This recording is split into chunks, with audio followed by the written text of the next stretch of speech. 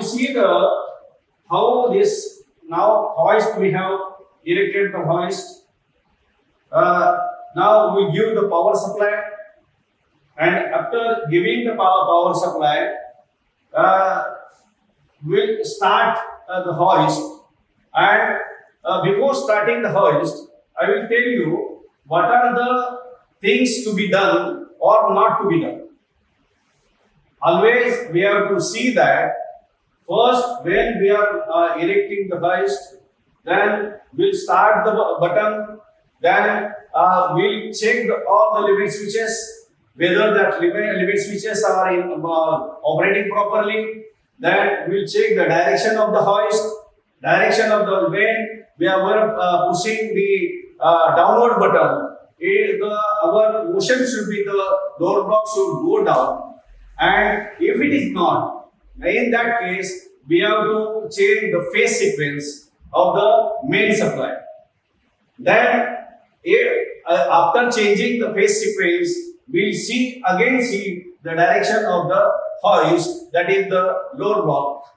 When we push the up button, it should go up, and when we should press the down button, it should go down. Then again we have to check that the cross travel of the trolley, the cross travel left and right, the arrow marks are there on the push button. That will check the direction, how it is working.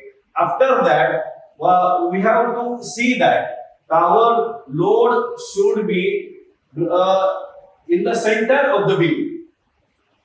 That load should be the center of the beam, and just we have to take the small load and check that whether that load is lifting and there is no slippage. Then you have to take the rated load.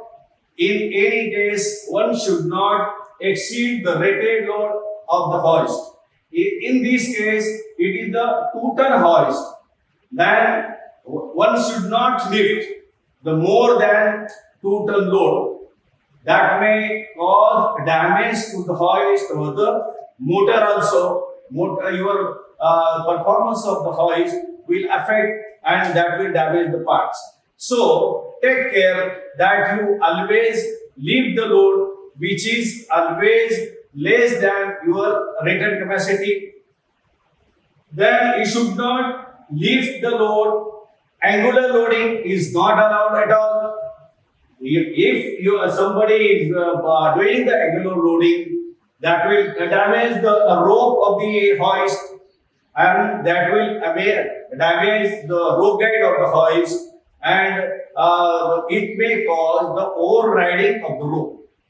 So always remember this is important, that one should not do the angular loading of the hoist. Then make sure that when you are using the tackle of the load, that tackle of the load should be the center of the hook. It should be at the center of the hook, and your slings and that attachment should be checked properly whether it will take the load or not. That should be operated capacity. Again, don't put the sling on the tip of the hook. It should not, that sling should not be on the tip of the hook. It should not pull crosswise. Hook should not open that type of the door. Your load should be perfectly in the center. That will enhance our this working of the hoist, and we will avoid the damage of the hook. Always ensure that when you are putting any sling or any attachment, your hook latch is fully closed. That will keep the safety of our hoist.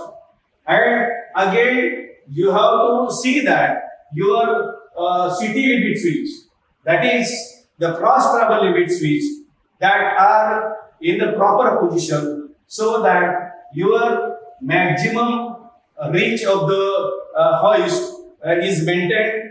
Again, that your gearbox or motor, any part of the hoist should not collide with the wall or any other structure may be there in your premises.